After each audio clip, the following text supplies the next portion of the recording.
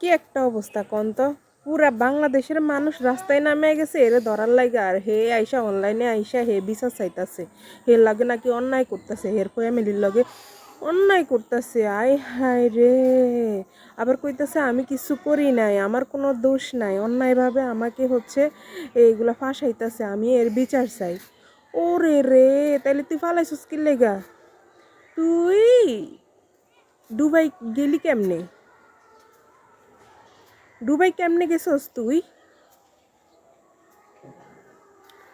তুই কোনো দোষই করস না, তোর লগে অন্যায় করা হইতাছে, তাইলে তুই ফালাইলি কেন?